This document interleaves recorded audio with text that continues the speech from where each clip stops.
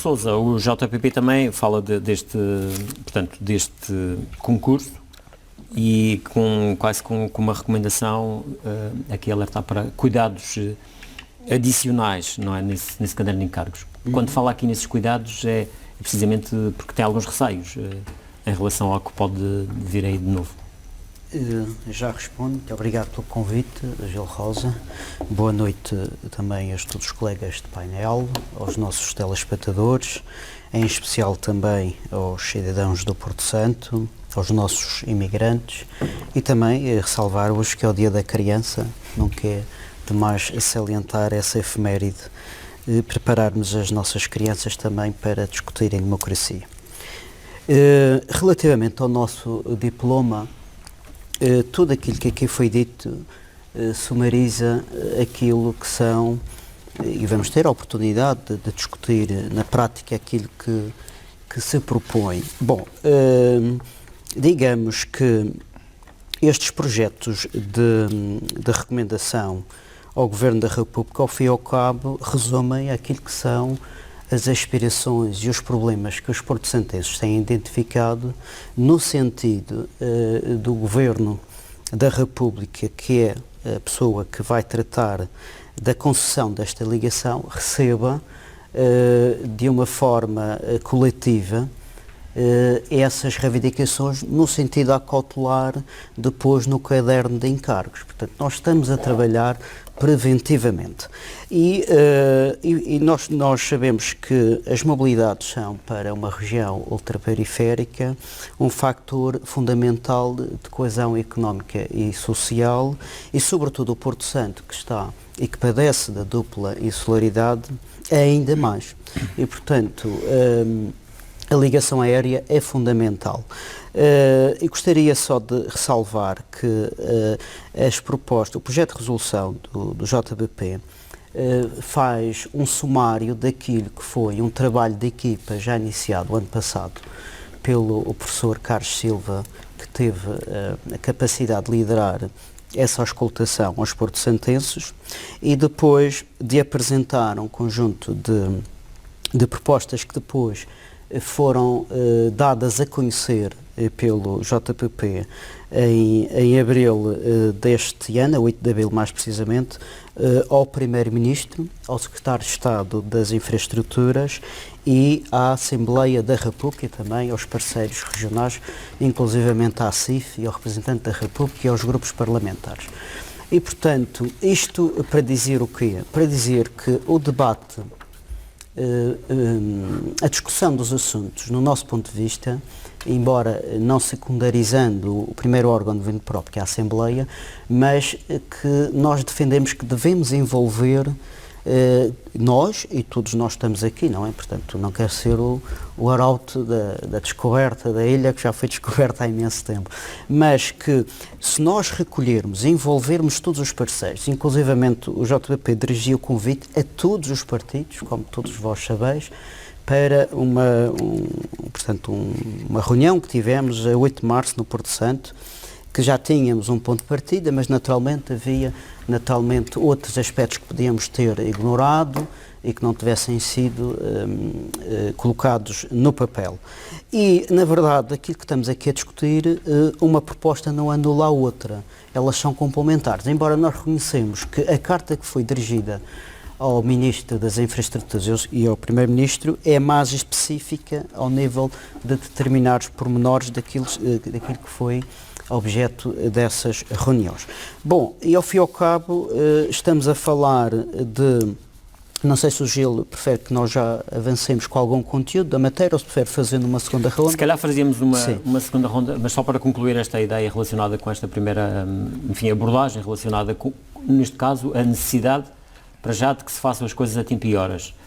E depois já lá iremos aos conteúdos. Sim, e naturalmente é esse trabalho que tem que ser feito. O dono, digamos, a entidade que vai concessionar tem que ter à partida, que muitas vezes a República, estando afastada do território insular, a forma de contacto muitas vezes não é mais desejável.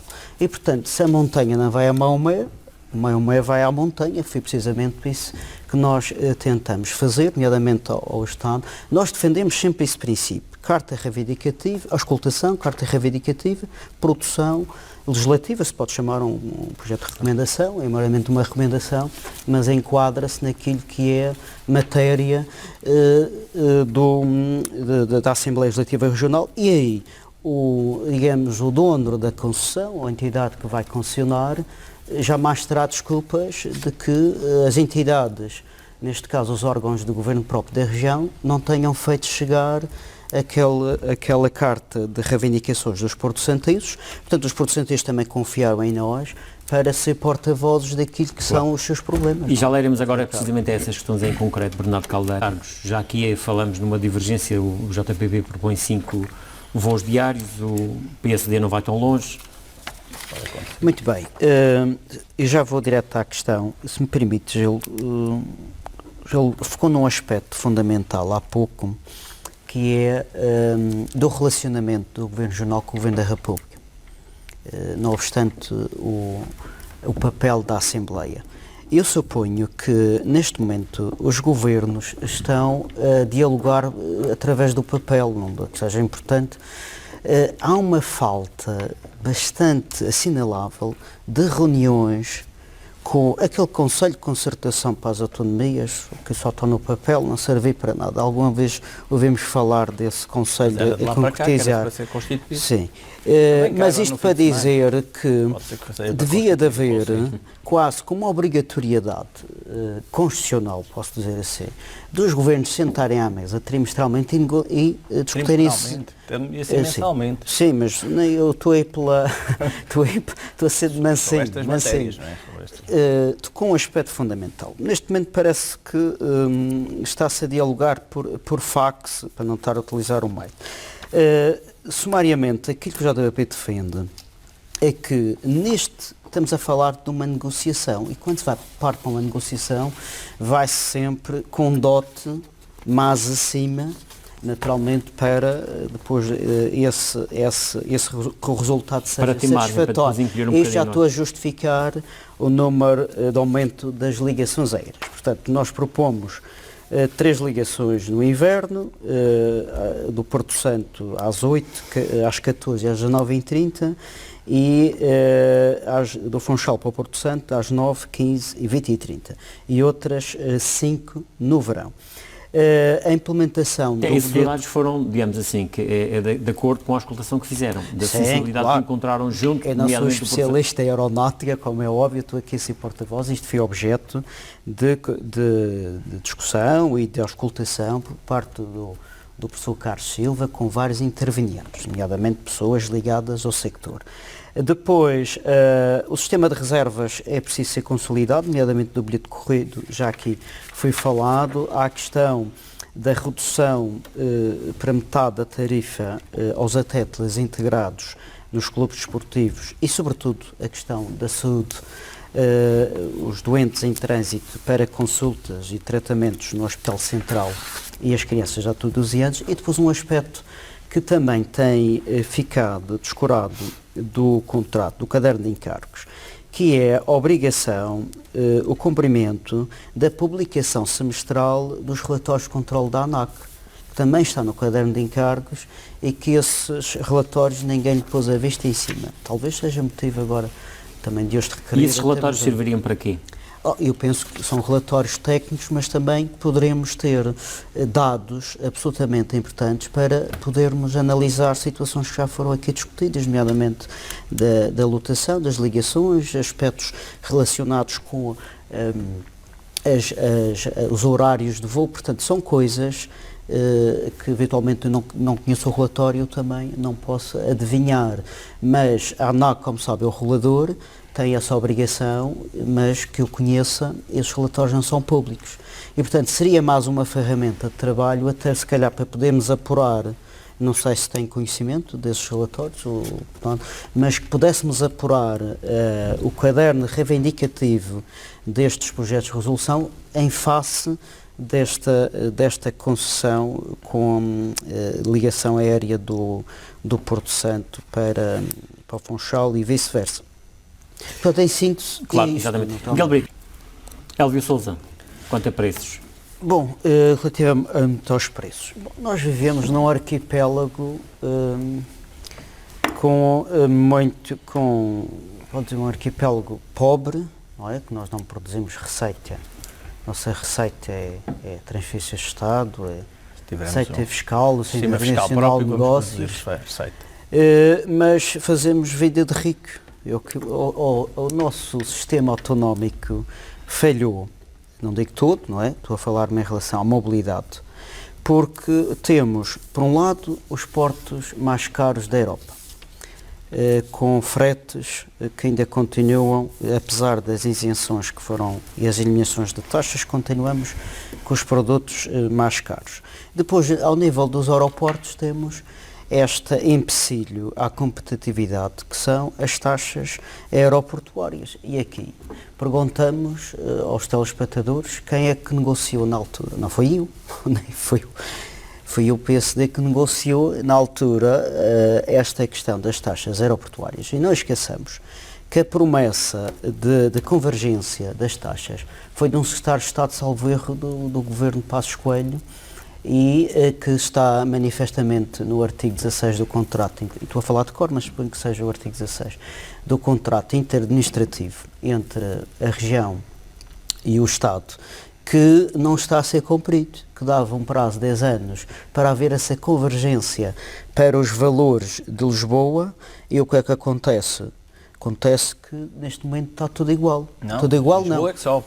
Sim, Lisboa está igual no sentido que Lisboa subiu e está a haver uma convergência para a especulação do preço de Lisboa. Bom, eu pergunto, nós vamos aceitar isto de bom grado?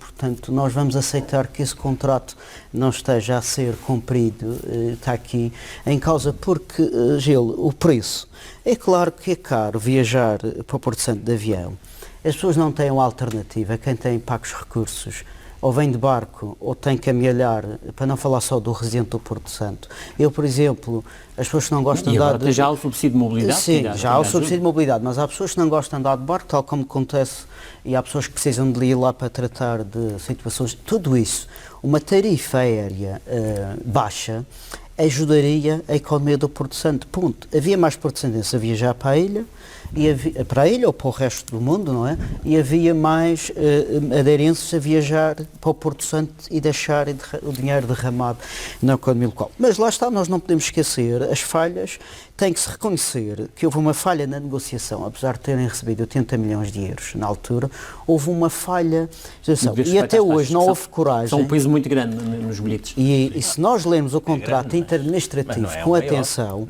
até hoje não houve coragem, digo política, de denunciar aquele contrato, de obrigar o Estado, ou a quem ganhou a concessão, a cumprir. Houve já manifestamente alguém consequente que eu tivesse feito. Não, vamos estar à espera. Não é? Infelizmente, continuamos a discutir os mesmos. Claro. Hoje ele já sabe, todos os anos discute estes assuntos do Porto Santo, mas a vida continua igual como há 20 anos atrás. Avançamos para uma outra questão, outra resolução que o PSD... Elvio Sousa, relativamente, portanto, aqui a esta questão da TAP e ao serviço que a TAP presta aos porto-santenses. Bom, isso, os porto-santenses têm, naturalmente, uma visão mais particular. Aquilo que nos fazem chegar são queixas, nomeadamente relativamente a estes serviços e comparação entre o inverno e o verão. Mas nós não podemos esquecer de um aspecto absolutamente relevante, que é com os contribuintes e as empresas portuguesas já, mesmo sem serem auscultados, embora naturalmente foram escoltados com o sufrágio universal nas últimas eleições, já derramaram mais de 1.200 milhões dos seus impostos na TAP. E talvez até ao fim do ano vai a caminho outra catrafada de milhões na companhia. Bom, isto quer dizer o quê? Quer dizer que também constitui uma expectativa dos contribuintes que derramaram e das empresas que derramaram dinheiro para uma companhia aérea que é detida maioritariamente para o Estado, também aspirarem a um melhor serviço. Porque se eu pago indiretamente, naturalmente desejo que o serviço seja melhor, ou que haja mais alternativas. Bom, isto resume-se a isto, o diploma do PSD. Eu li muito por alto, atenção, ainda vou ter a oportunidade de fazer uma leitura mais aprofundada, porque a discussão também não se cinge só única ao Parlamento. Naturalmente, hoje estivemos a conversar sobre o assunto e passamos os olhos em pormenor também em alguns aspectos que mereceram a atenção. Mas isto para dizer o quê? Que é sempre uma perspectiva adequada aos contribuintes desejarem que esse serviço seja melhorado, nem que seja por essa situação de estar a derramar o seu dinheiro numa empresa estatal. Por outro lado, ainda voltando, porque esqueci de responder aqui ao Miguel, relativamente, quando falava das reuniões entre os governos, governo regional e governo central, eu falo de reuniões físicas. A gente está aqui a conversar, é diferente do que estarmos a dialogar por telefone, isso é por nós. Mas o que importa mais são os resultados dessas reuniões, não é? Independentemente da forma como elas são feitas ou não é? Perfeitamente, mas eu acredito na humanidade das relações pessoais. E se calhar, este fim de semana pode ser um momento para isso. Vem cá o Primeiro-Ministro, embora não venha na qualidade de Primeiro-Ministro. Uma festa. Para um comício, comícios e promessas a gente já está fartos. Mas a última reunião que aconteceu foi a 20 de novembro de 2019, onde foi que eu chamo uma cimeira A4, o Primeiro-Ministro, o ex-Ministro da Economia, o Vice-Presidente do Governo, Pedro Calade, e o Presidente do Governo, Miguel Albuquerque, em houve um compromisso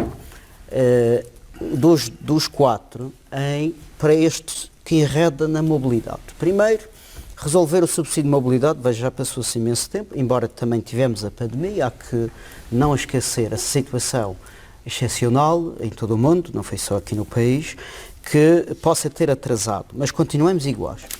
E a outra situação foi que não compete também a um estudo de mercado para o ferry. Bom, isto tem tudo a ver com a mobilidade.